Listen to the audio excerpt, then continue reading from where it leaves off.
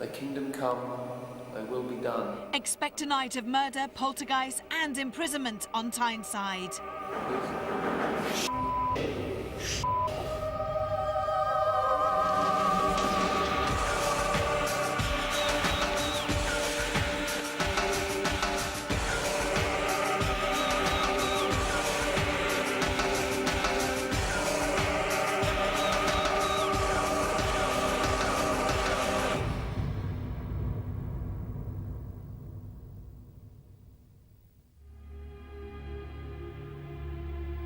Hello and welcome to Most Haunted. This week I've brought you back in time, in the centre of Newcastle. This fortress may hold a millennium of memories, but we're here to solve the paranormal phenomena said to still beset this castle. And are we helped by standing on land that houses both Roman ruins and thousands of human remains? With such history, it's no wonder there's so much alleged paranormal activity. And that's why I had to bring you to the Castle Keep in Newcastle upon Tyne. Castle Keep's original Motte and Bailey construction was replaced by the 12th century version that still stands tall against the skyline of Newcastle's modern-day city centre. However, several worrying connotations also exist here. A Roman settlement and an 8th century cemetery were both disturbed to allow the castle's foundations to be laid. Hundreds of corpses were exhumed, but how many hold a grudge? And in a city that once fell under Scottish rule, will we find any spiritual connection to this battle-scarred land, or indeed Braveheart himself, part of whose bloody remains were later displayed at Castle Keep? Since then, shops, houses, and even a jail and hospital have all stood within the walls of this ancient fortress. The Castle Keep that you can see behind me goes back to the time of King Henry II. And the amazing thing is that long before a castle was put here, there was a Roman settlement, and apparently part of the Roman walls and fort are still underneath the castle. Imagine the terror of being in this room completely on your own, and then without any warning, loud, deafening bangs echo all around you. Well, that's exactly what's been witnessed here in the Great Hall. Strange mists have also been seen, along with dark, shadowy figures that haunt in the dead of night. This was also the county jail. It's one big room, the garrison room, down below, and the number of tormented souls that would have been imprisoned in there have been sentenced to be executed, whipped, branded, or sentenced to the pillory here in this place. Recently, a visitor to the castle was walking down these stairs towards the mezzanine chamber. They bumped into somebody, and when they went to apologise, there was no one there.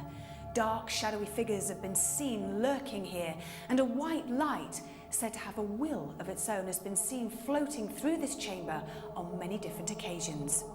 We have had a lot of people say they've seen figures and shadows actually moving around the gallery when there's been nobody up there. So there's been quite a lot of different sources have come up with things which maybe can't be explained by normal physical means. The only ghost that I can find out about is known as the Poppy Girl, and she is reputedly a girl that was imprisoned in the county jail for selling flowers, and apparently she was murdered in the prison. Her ghost is supposed to have been seen here. The keep is actually built on top of a cemetery, so when the foundations for this building were dug, there would be a lot of burials, most probably hundreds of burials, which would be disturbed to actually lay the foundations for the whole of the Castle Keep. So who or what is causing the strange paranormal happenings that surround this place? Could it be the many people that were murdered here, or the witches that awaited their trial? Have they all come back to haunt? We have 24 hours to find out. This is clearly one of the oldest properties that Most Haunted has ever visited. But aside from the obvious mind games that castles usually portray, lies an investigation that greatly intrigues parapsychologist Louis Sava. So Louis, what are you looking forward to most about being here in Newcastle? Well, we've got a fantastic location. I mean, there's 2,000 years of human occupation on this site.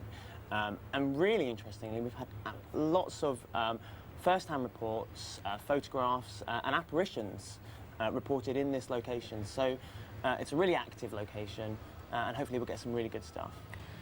So what do you think we've got to look out for tonight? Well, one of the dangerous things about this location is we're surrounded by a modern Newcastle. It's very noisy, as you can hear. So any of the noises that we might encounter on the vigils may well be modern. So one of the jobs that I have here as a parapsychologist is to go around the location, perhaps be aware of any of the noises which do have normal explanations, and to make the rest of the team aware of those possible influences. So I think one of the things that I'm going to be doing is talking to people about their experiences and just making sure that what they're experiencing isn't brain-based, it isn't their own preconceptions, ideas about what's going on, that it's actually objective paranormal phenomena. So you're basically here to make sure that we all don't get carried away with the whole sort of old-fashioned storytelling of a castle. Absolutely, as much as I can do. Okay. With a history of bloody violence and incarceration ingrained into every brick, we were ready for mediums David Wells and Gordon Smith to delve deep inside this building's fabric and unearth just what makes this location so intriguing and unnerving. Our team were ready to serve their time in the haunted confines of Newcastle's Castle Keep.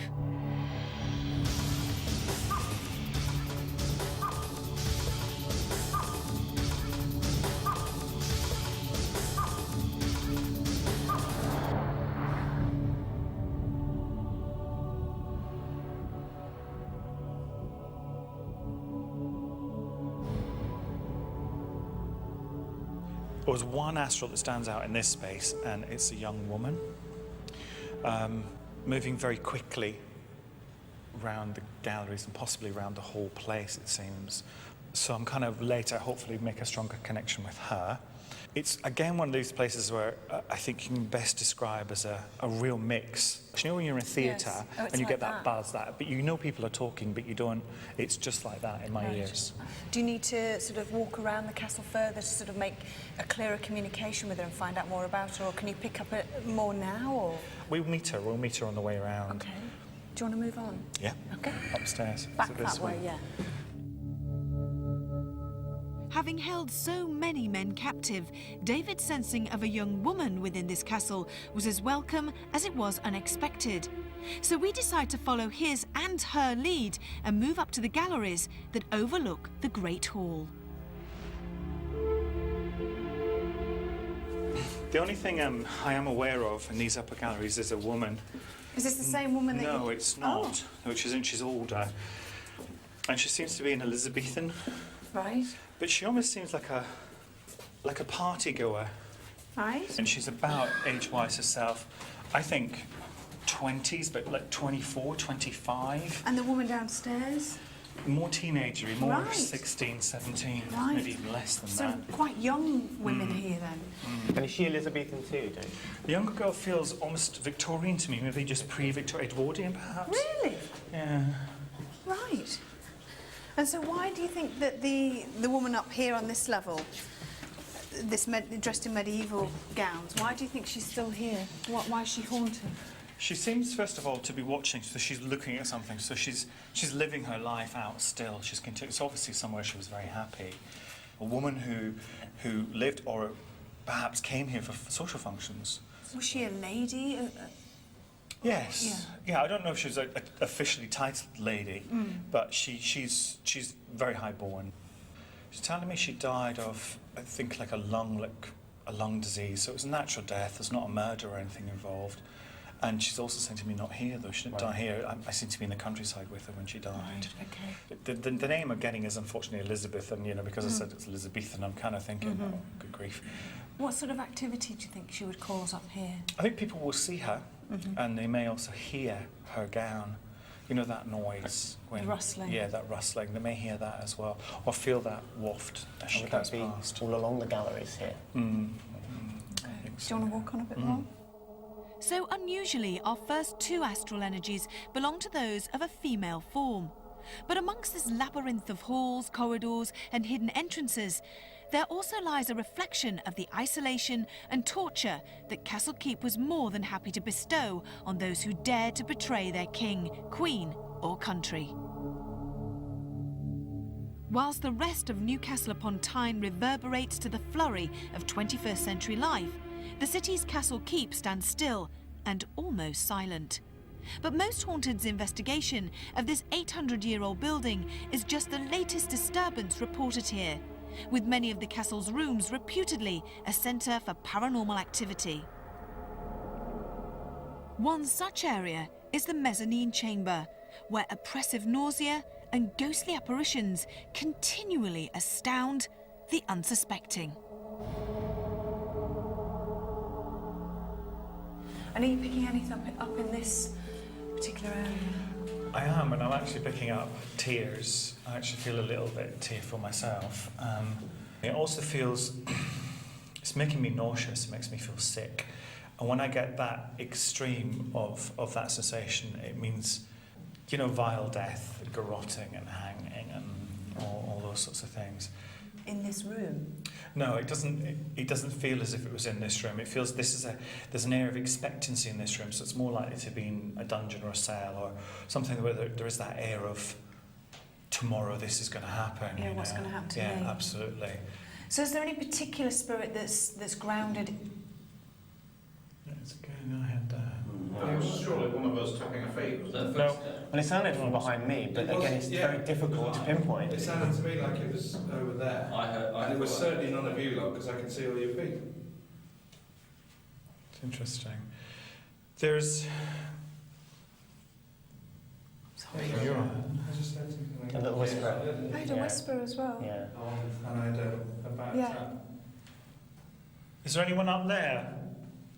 Should I get up there? Doesn't seem to be. There it is again. Listen. Should I go up the stairs just to see if anyone...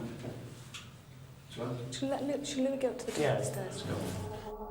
Other than those present either in front or behind the camera, no other crew members were on site at this time.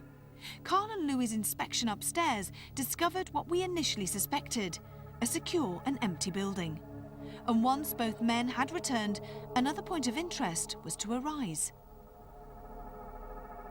So you're picking up on a man? A male figure. He seems to, just what Carl's done, he seems to walk from midway down and down here, and then turn here and go in here.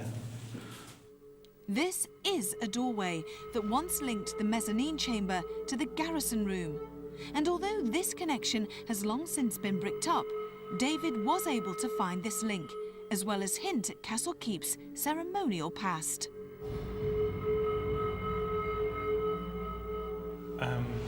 I think it would have come through over here. It's probably bricked up now. I think it's here, that space there. What? Don't point to it. It seems like, you know, I know this is marked out in red, but it feels, because that could easily have been a window, but it feels like it's this area here. The phrase I've got in my head is like kings are made and kings are broken, and you know, that kind of sensation to it. There's whispering in this room as well, which whispering is always a sign for me of politicking, of statesmanship. Yeah. What was that?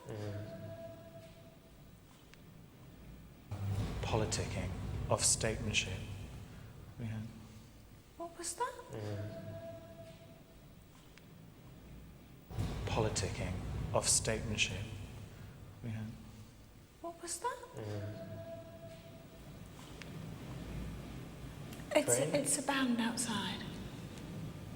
It is a band. It's a marching band outside. Just as I'm saying, states occasions. It stopped. Oh my. That has to be something outside. There's got to be something outside.